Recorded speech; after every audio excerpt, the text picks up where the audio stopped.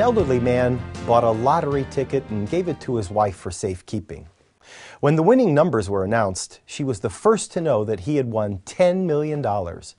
But she decided not to tell him immediately, since he had a bad heart, and she feared he might just drop dead from the shock of winning.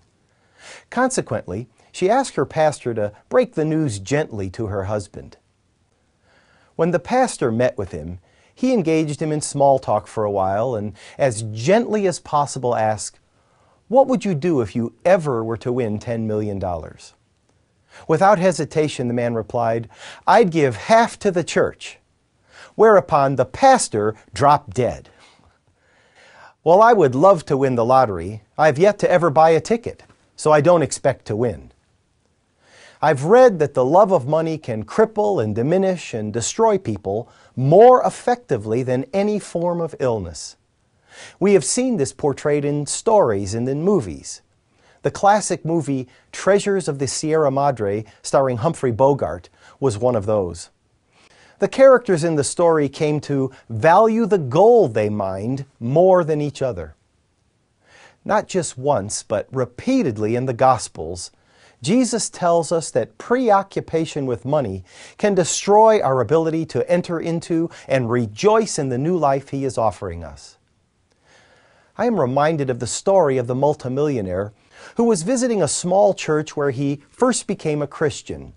He was invited to give a testimony on his faith experience.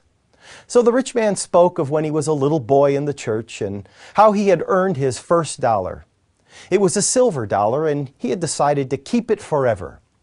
But a visiting missionary came to the church that day and preached about the urgent needs to proclaim the gospel in other poor places in the world. Consequently, when the offering basket was passed around, he said a great struggle took place inside him. As a result of his wanting to worship God with his whole heart and soul, he put his treasured silver dollar in the offering basket. And he concluded by saying that he was convinced the reason he had become a multimillionaire is that when he was a boy, he gave God everything he possessed. As he paused for effect, the congregation was spellbound by his tremendous testimony, until an elderly lady in the back stood up and said, "Brother, I dare you to do it again." Actually, of course, God expects us to take care of our families and pay our bills, but our donations are an integral part of our worship. And just like prayer, we must be ready to do it again and again and again.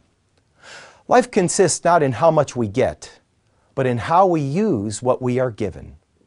I'm Joseph Tkach, speaking of life.